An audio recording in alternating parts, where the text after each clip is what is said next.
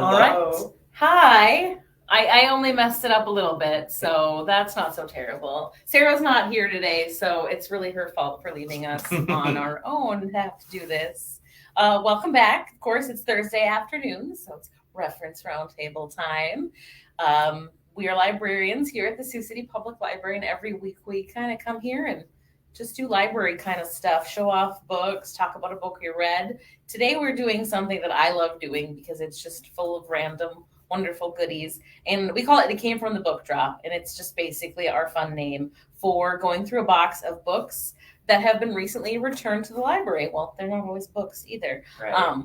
So you can kind of see what people are reading and watching in Sioux City. People of all ages. We usually have a good mix of kids and teens and adults, and yeah. If you return something to the library within like the last 24 hours, you may see it in here. There's a chance. Well, should we just do it? Let's do it. Let's dive in. Go for it. It's pretty full, so. Oh, yeah. All right, I'm going to go for this big guy. Oh, no, but you have to leave those for me. Okay. The first one is Iowa's Railroads, an album. And I'm guessing, judging by how hefty and large it is, it's probably a coffee table book of Iowa trains, and it is. That is super cool. Neat. We have lots of really, really, really great books on Iowa and Sioux City and that kind of history stuff. Nice. Big fan. Okay, leave those. See? This is a familiar face. Looks like a giant collection of Spider-Man graphic novels, comics, whatever. Ultimate Spider-Man. Ultimate Spider-Man. So if you can't get enough of the Spider-Verse, you could check this one out, and it's pretty thick. It'd be a good one. Bring on vacation. Yeah. We got lots of Spider-Man at the library. All right, these are the ones that I told Michael to back off because these are mine. These are both obviously picture books, but they are both in Spanish. We have, I think everyone knows what that is, even if you don't know the title. It's The Very Hungry Caterpillar, or La Oruga Muy Hambrienta. So that is, everyone loves it. That's why it's translated into multiple languages, because it's just loved. And then we also have Gustavo El Fantasmita Tímido, or in English, it's Gustavo the Shy Ghost. I love that book. It's like, I have to show you the cover. Look at how cute he is. I don't read picture books like ever. I'm not gonna lie, but this one, like, I had to pick it up and look at it. He's playing tennis. Like, look at that. I love on the very, illustrations. like, he's playing tennis. Look at that. Sorry. So we even have picture books and other languages other than English. So Nice. I love to show those off and highlight our Spanish language collection when I can. Oh my gosh. We got a lot. I was just thinking about this movie the other day. It's Alfred Hitchcock's The Birds. I love a good creature feature, like a Jurassic Park, animals run amok. That's one of my That's favorites of cool. his. It's definitely still terrifying. Yeah, and they threw real birds at Tippy Hedren to like read punish that. her because she didn't want to. Alfred Hitchcock sounds like he wasn't maybe great to work Yeah, with. there's a I forget what the movie's called, but there's a movie all about the making of the birds, and you gotta see it. It's wild. So we have obviously old movies. We also have newer movies. This one is came out a couple years ago now at this point, but it's called Fighting with My Family, and it was produced by Dwayne "The Rock" Johnson, and it's kind of one of those like biopics that's like a little true, a little not true. But it's the story of Paige, the wrestler. I don't know if she still wrestles in WWE or not, but I know she did. And this is kind of the story of her family. She comes from a family of wrestlers. It's just really fun. You don't even have to actually like wrestling to enjoy it. I do like wrestling, but you don't have to. It's still a fun like comedy, kind of family comedy. So Cool. Yeah. This looks fun. A curious collection of peculiar creatures, an illustrated encyclopedia. Oh my gosh. It has a blobfish and a manatee on the back. I like stuff like that. You can just flip through. Yeah. This looks fun. It's like kind of like just odd creatures. Ooh. What was that? The Mexican mole? The Mexican mole lizard. Ooh, it looks like a snake. I don't love that. It looks like a snake and a worm had a baby. Yeah. Ooh, strange. I'm gonna have to check this one out. I love to know that this one's still checking out. Falling Up, Poems and Drawings by Shel Silverstein. That is a classic. I have a few of his. I own a few of them, and they are very timeless. Oh yeah, definitely. I loved that book growing up. Ooh, this is kind of a nice tribute to the summer reading theme. Behind the Legend, Bigfoot. I know this series from New York. It was really popular. It's like Is it like kids or teens? It's kids, okay. Nonfiction, like pretty, like a newer reader could enjoy this book. But it's like the nonfiction behind the legend tales of these like fantastical creatures. So that does sound cool. Yeah, it's a good one. I think more books should have drawings with them. I don't even mean it needs to have like an illustration on every page, but I do like reading an adult book that like every once in a while just has like a little sketch in the corner of the page. I think it's kind of fun. It's kind of fun. That's just me. Oh, we got some more graphic novels. We have Mouse 1 and Mouse 2. These are incredibly well-known graphic novels. I think they won all of the prizes when they came out. And it is written by Art Spiegelman, and I believe his father was a Jewish man caught in the Holocaust, right? Yeah. I'm remembering that. It's been probably 20 years since I read them. But it is graphic novelized, and it's all about the Holocaust. And they've turned all of kind of the people groups into groups of animals. So the Jewish people are mice, the Nazis are cats. I think there's other animals too, but like I said, don't remember. And they're beautiful. You kind of sounds kind of goofy, but it still has kind of all the power that you think a story about something so horrible would have. I mean, they're still very beautiful and very touching. They're really like a classic at this point. Yeah. Speaking of oppressive regimes, I recognize this book, The Fountains of Silence by Ruta Sepetys, Sepetys. This one is a YA historical fiction, so it's written for teens, but I think it has a lot of crossover appeal. Yeah, a lot of adults check that out. It's all about people living in Spain under General Franco, so all the kind of like atrocities going on of that fascist regime in Spain, and it's just a good old harrowing historical fiction story. And we have a comment, and it's from Dagmar, and she says, "Mouse, I brought those back. Wanted to see why some want to ban them." Yeah. Well, that's really neat that they were yours. I don't know why. Like I said, I think they're a very beautifully told story of the awful things the Nazis did. And I don't know, I think it's just kind of a different way to look at things, but I don't think it really takes away any of the seriousness or the right. I forget the rationale. I think that because I can't begin to explain why people want to do certain things, but it's definitely like a valuable graphic novel. It's one of those books that kind of everyone should read. I mean, it's obviously it's a horrible story, so it's not something I'd be like, yeah, give that to, a 6-year-old or something like that. But I think it's very accessible. Reading about the Holocaust, teenagers and things like that. Yeah, reading about the Holocaust doesn't need to be pleasant. Yeah. It doesn't need to be a pleasant experience. There's no like happy ending, I guess is maybe a good way to put it. So and we have another comment from Anne. It's beginning to feel a lot like Christmas, and I love you both for doing this. You're so sweet, Anne. Well, thank you. We do it for you, but we also get a lot of enjoyment as well. So I can't say that it's, totally self. It does kind of feel like Christmas, even though it's like unwrapping presents. All right. I think, it's mine. Yeah. Baseball's Natural, the story of Eddie Waitkiss. By John Theodore, and I love baseball. I don't actually know who this guy is, but I'm gonna guess maybe he's like what they maybe based like The Natural on, because they're calling him Baseball's Natural. I don't know, but yeah, he was the ill-fated figure in one of baseball's darker episodes. Intrigue. Was he like on the Black Sox? I don't know. I'm gonna have to read this because I like to know all about the history of baseball. So cool. I think that one's added to my list now. Let's see. Oh, I recognize these. I loved this series when I was growing up. It's R.L. Stein's Fear Street books. And as you can tell by the covers, they're very like of the 90s, like late 80s.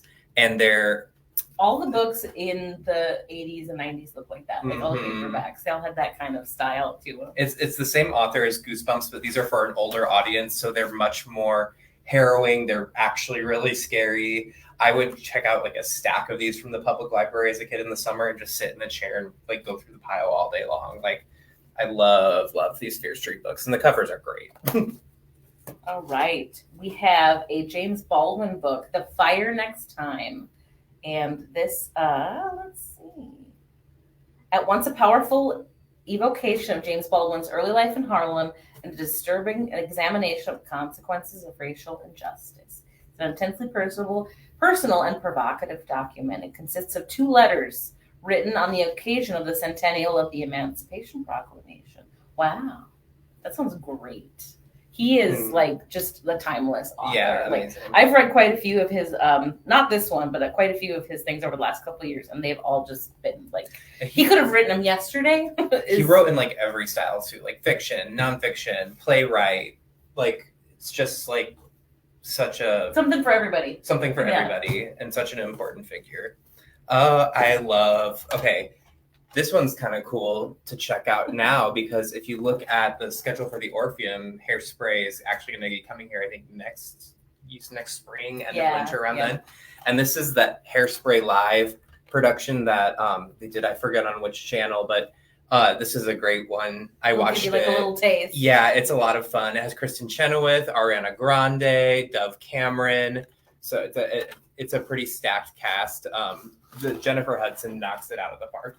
Of course, she got it recently, I think. So, Hairspray Live. I don't even know anything about this, but I'm betting it's a thriller.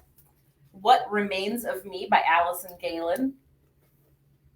Looks very thrillery. Mm-hmm. I think Sarah should be here because she maybe would appreciate it.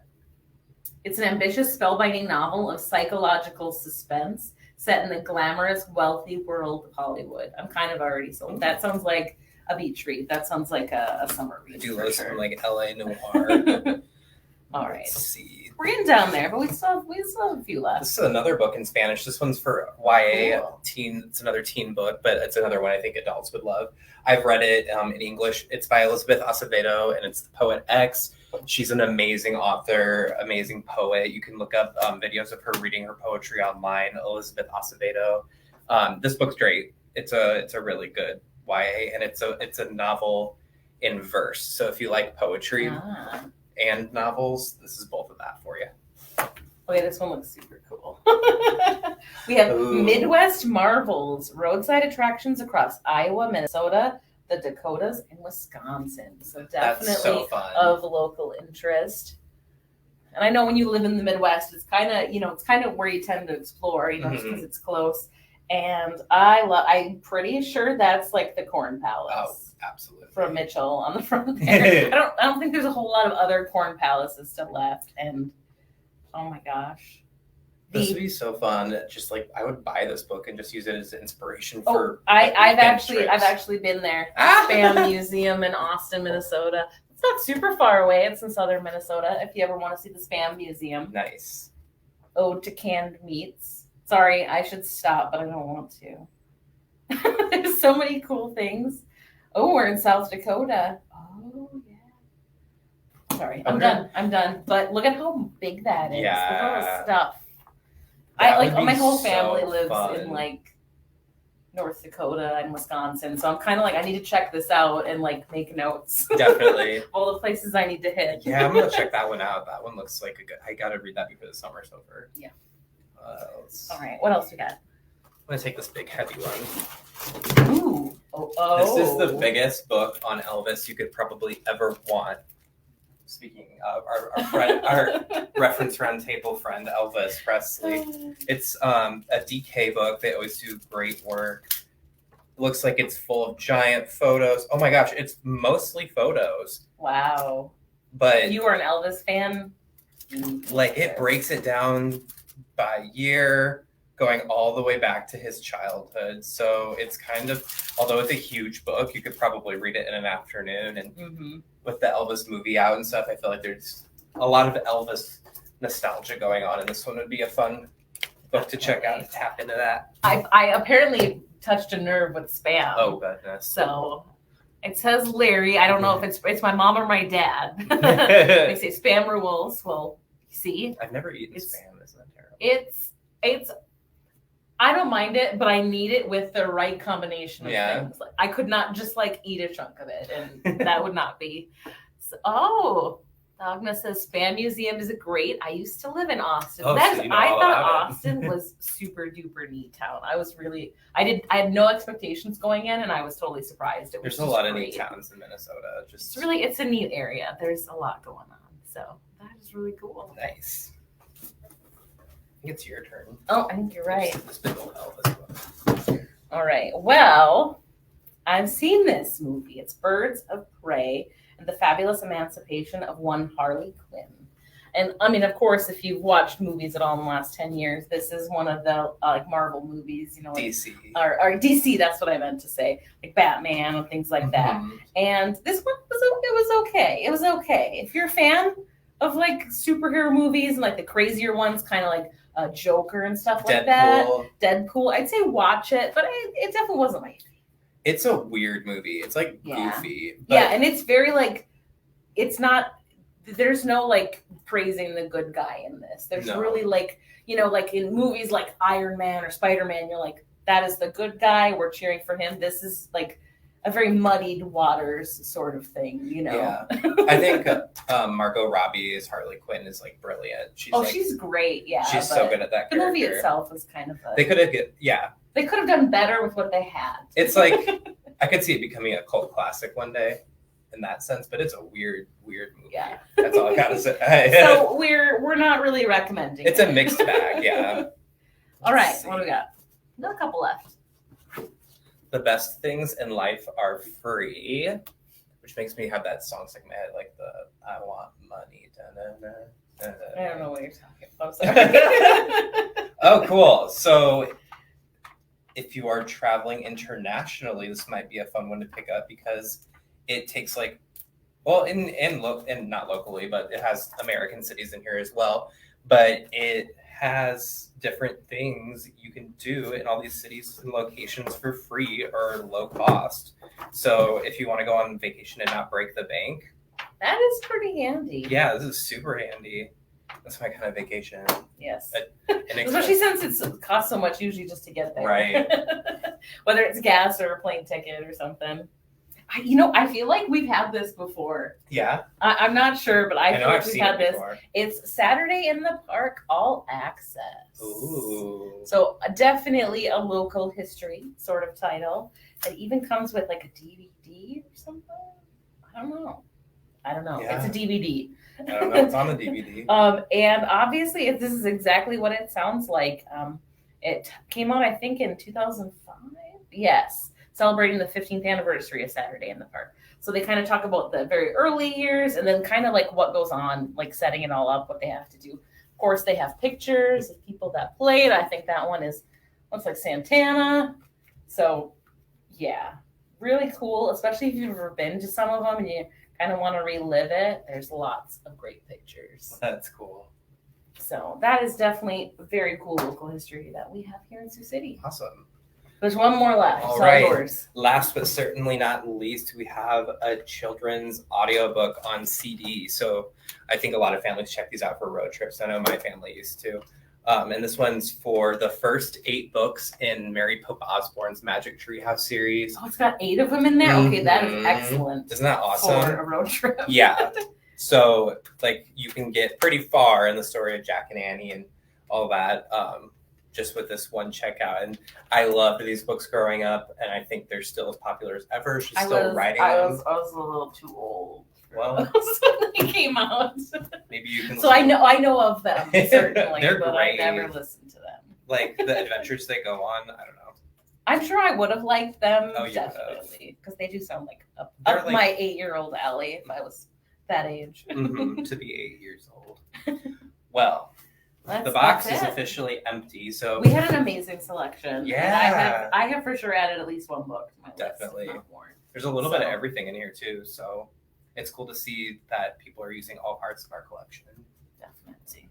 Awesome. Well, we're gonna let you go until next week. I am not gonna be here next week, Oh. but I am going to leave you guys some things to do so that I'll be there in spirit, even if I'm not there in person. So yeah. Be busy at the spam museum.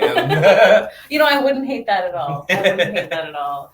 All right, so we're gonna let you guys go until next week. We'll see you here at the same date, Thursday, and same time at 3:30. See you then. And until then, have a great day. Keep reading, See Sioux ya. City. Bye.